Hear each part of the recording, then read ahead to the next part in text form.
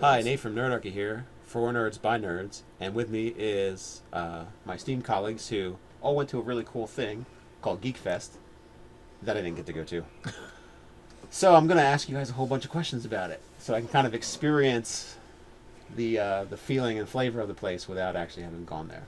Okay. And for starters, who are we that went? I'm Ryan. I asked the questions here. Yeah. All right, so we stopped with you. Yeah. Mark. And I'm Ted. Musketeers. All right, so what's all Geek Fest? What was the start? Like, you get there, you go in. It's South Jersey Geek Fest. It's their second convention that they ran this year. This year, the sign said second annual. Yeah, they get to count. They get to advance by 2 per year. So there you go. Biannual then, since they've done it twice this year. That's what I would say. So. Yeah, there's a spring and there's a fall. Okay, so that's pretty ambitious. They've already done 2 in their first year of starting. That's correct. Yeah. Wow. Well, the very first one they had like 650 attendees. Right. And it's not a huge location. It's not bad. I think it's like 9,000 square feet or something. Mm-hmm. So for the size of the location for their first event, that's impressive numbers. It's pretty sizable. It was crowded in there. They had over 600 people that went. They raised over 300 pounds of food. So this is from the first one. Yeah, that's the first one. Yeah. We won't know the numbers on the second one until obviously after, because today is literally the day. It's actually still going right now. Although by the time this gets uploaded, it'll be too late and you will have missed it. Sorry for you. But they'll have another one probably in the spring. Yeah, in April. Yeah, absolutely. All right. So what were some of the things that caught your eye? Well, for me, we got to go see some of our friends from Cardboard Fortress and Black Slither Games, and we got to meet some new people. Yeah, I feel like this time around was way different than the first time around, because this time around for me anyway was a lot like going to hang out with friends, because like I did peruse the different vendors and check things out, and I saw some of the stage shows, but pretty much I spent most of the day just hanging out with either Cardboard Fortress or Black Slither Games. That was my take anyway. And playing games. We got to play some games. What games did you get to play? Okay, so actually, aside from Black Slither stuff and Cardboard Fortress, which they had Resistor and Kobolds there, both really awesome games that will hopefully get made soon. Oh, they don't. Do they have? They don't have that ready. It's prototypes. No, they're still in the prototype phase. Yeah, so there are some cool app games that people are working on developing. There's one, it's actually ready to go on basically Apple devices. Okay. So that's Star Saver. It's got this cool kind of cartoony art. It's here, I'll take that out. It's kind of this is just actually like a soundtrack to it. So it's kind of like a Castlevania style game where you kind of have like whipping actions and like the way the gameplay being a side scroller. Okay. It's got that feel to it. It's really neat. It's really fun, cartoony art. You're like this cute little octopus squid character, and you don't start out with all of your abilities all at once. You kind of you get like power ups throughout the game that get you that. So like he can't crawl on the walls until he gets a certain thing.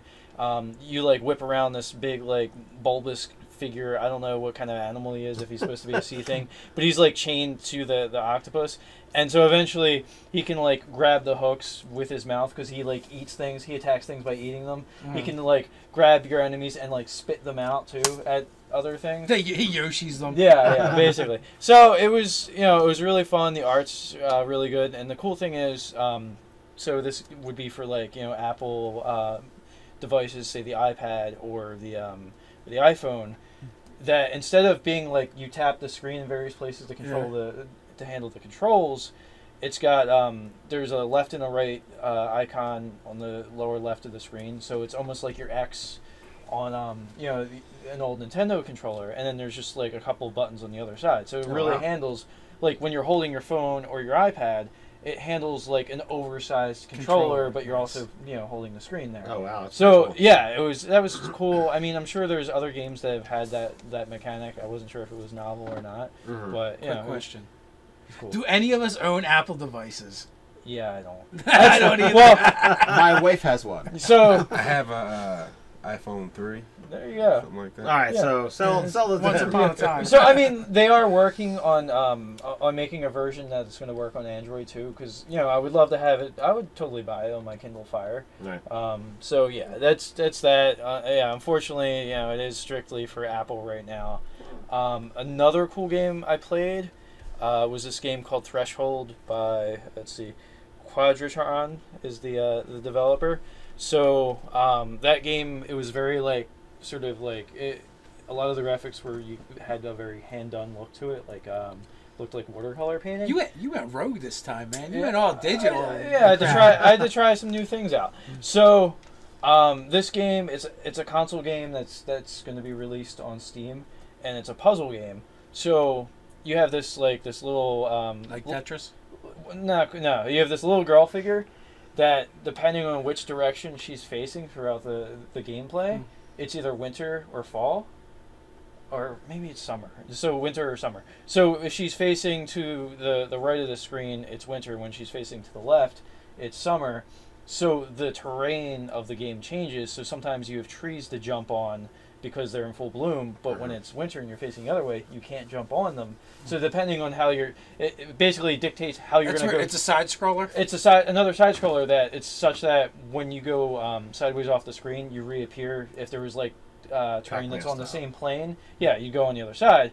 Sometimes that's the only way you can solve the puzzle. There's keys and different stuff that you can make drop depending on there was one section of the game where there was a key sitting on a tree. What was the game where you would jump up through the trees and you're like ninjas? Ninja Gaiden, maybe? No, I don't think it was Ninja Gaiden. It went up and down instead of side to side, though. For some reason, you made me think of that. I don't know why. So it's the new Pitfall. I mean, newer, not the old at heart. No. What the hell was it? We used to play it all the time when we were kids. Yeah. It was a long time ago. You had Especially ninja stars you could throw. I feel like it wasn't as good as Ninja Gaiden. The graphics weren't there yet. Yeah. I don't know. It was pre that. Yeah. I don't know. But back to this. So it's a puzzle game.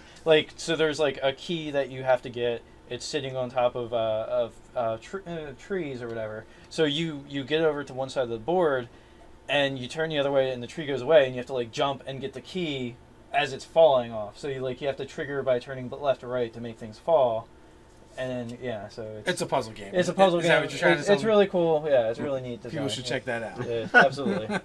What did we play? Planet Plunder. Called Planet Plunder, and the designer Nelson says its sweet spot is 3 to 5 players. We played with 4, and it totally was horrible because you didn't have you had 4 and not 3 or 5. No, it's a 3 to 5. Yeah, I was just screwing. But it's you're all pilots of ships, so to speak, and you're trying to take over 4 planets. That's the game's over when you've essentially conquered 4 planets, and it's a game similar to Cardboard Fortress. He's putting it out there. It's still in alpha or beta.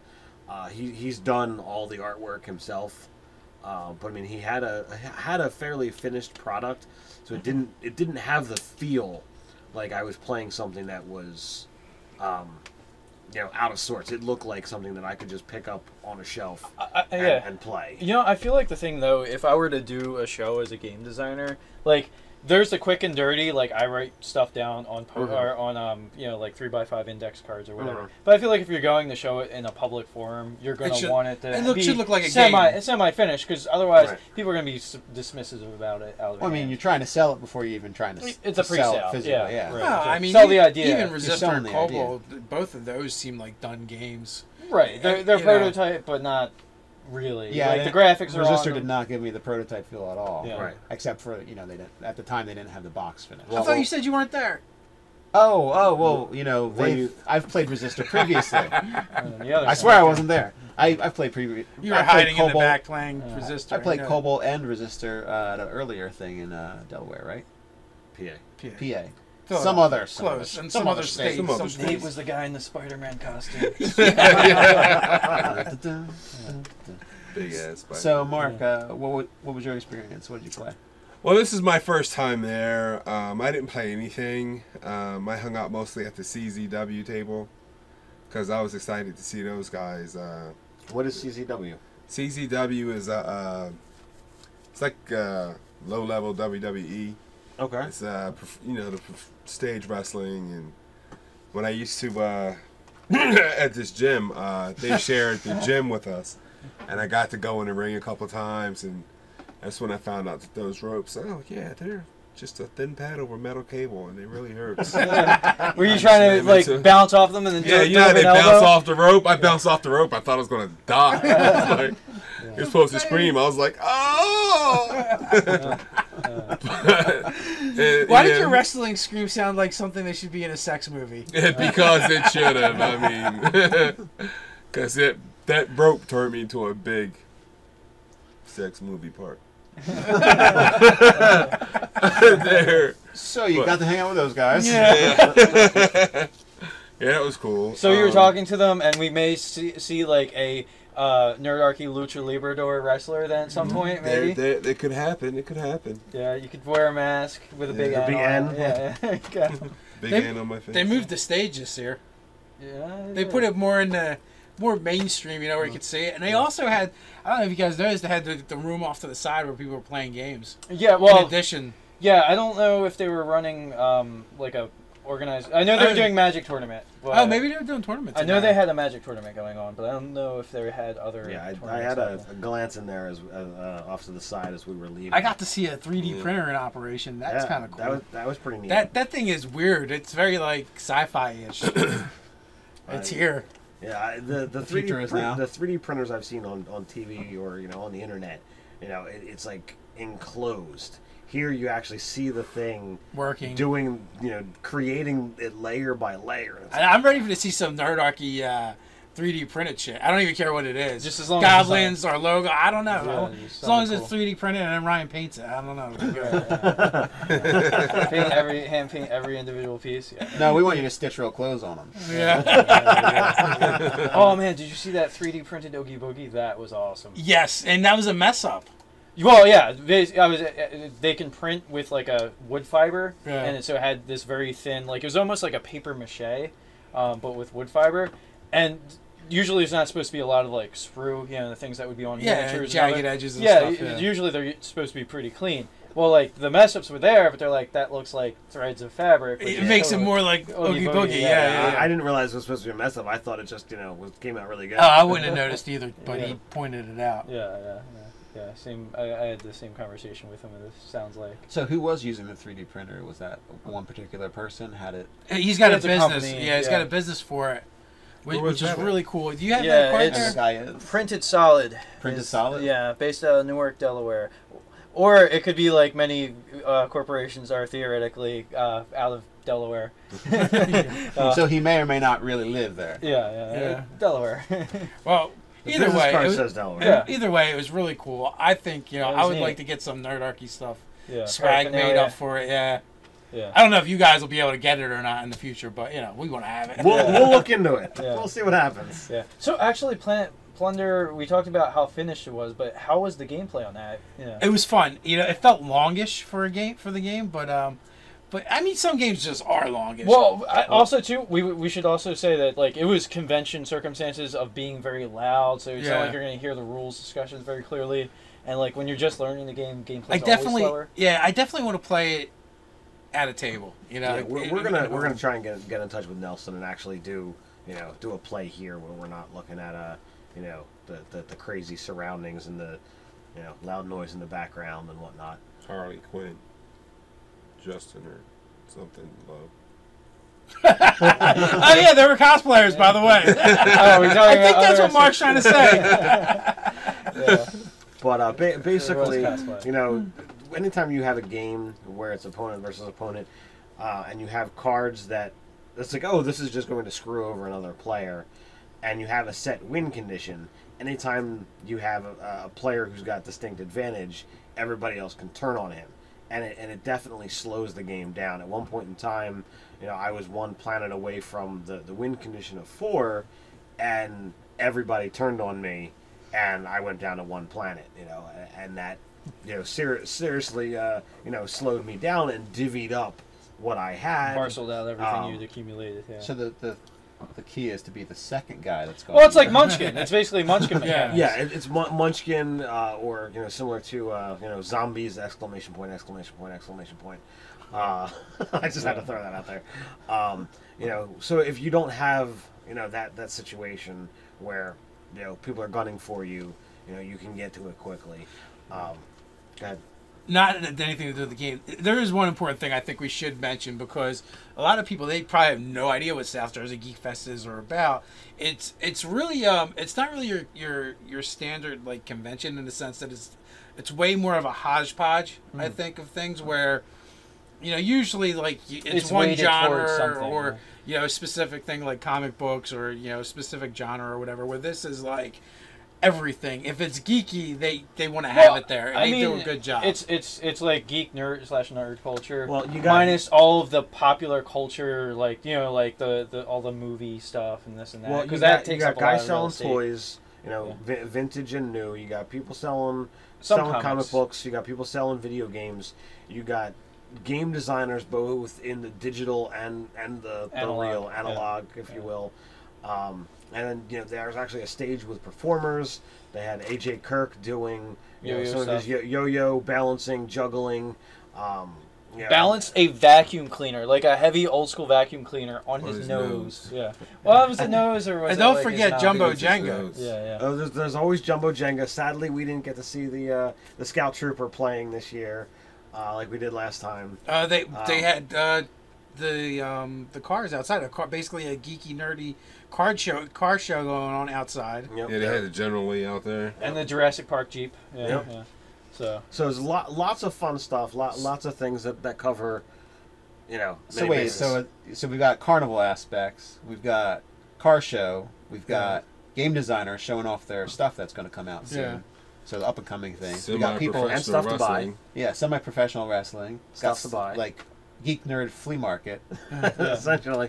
Got people basically showing off cool technology like the 3D printer and what you can do with it. So that encompasses a lot of stuff. yeah, like and then some of the like the And that you didn't even. That's not even everything, because you have like the 8-bit music people. There was a magic tournament you said, there's right? people doing like 8-bit type art, like the kind of pixel type of and stuff. and with then like the beads nerdy geeky comedic type stuff from YouTube, like Living in 8 Bits was there again. Yeah. I don't know if Cinevore was there again I or don't not. think they were there this year. No. But it's still this year. They were there at the last one, but this. Well, Yeah, right. it's so Last time. confusing. Yeah. Yeah. Last time.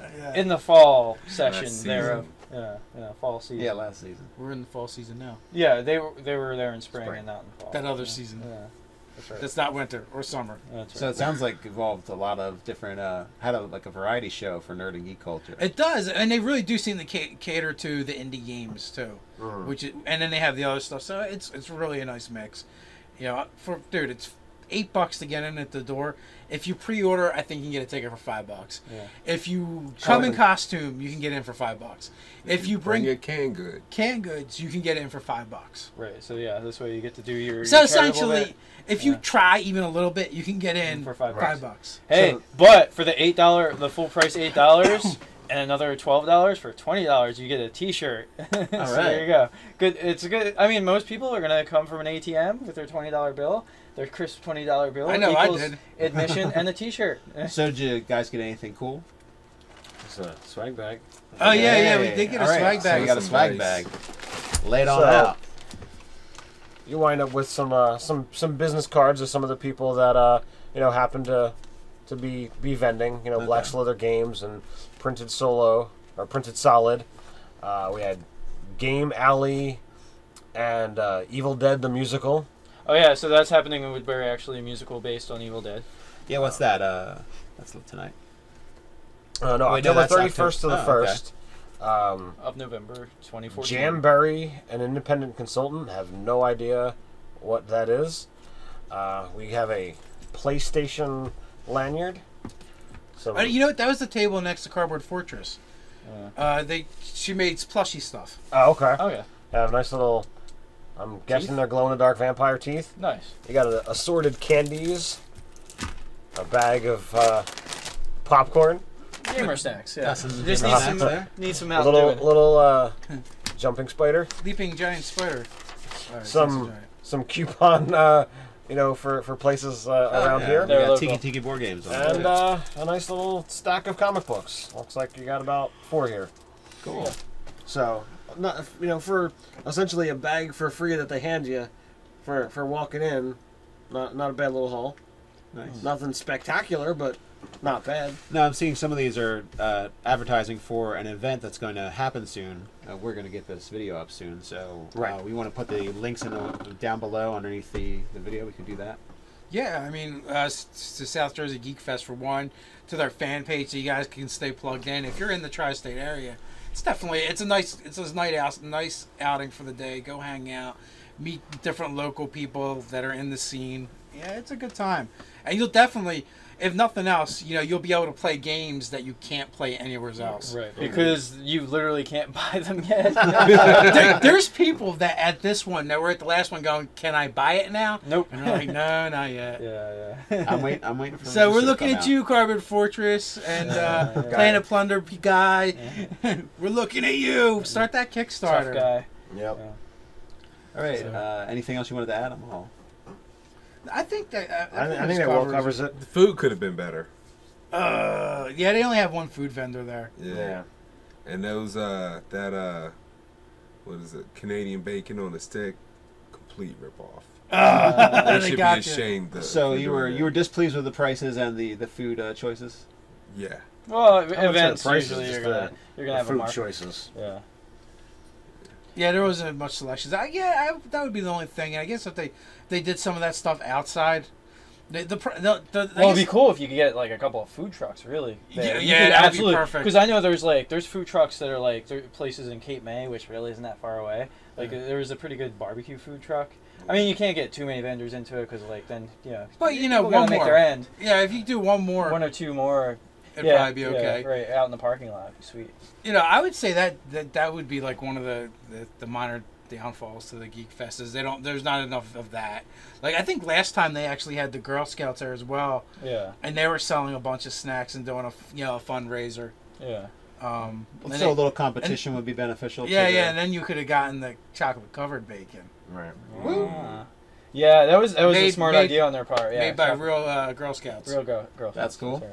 Chocolate covered bacon. or their parents, one or the other. Somebody made it. Somebody. They're selling it. So with that being said, like, comment, subscribe. Share, and go find the Geek Fest next time around. That's right, in the spring. So we'll see you there. So until next time, Stay stay Very nerdy. nerdy.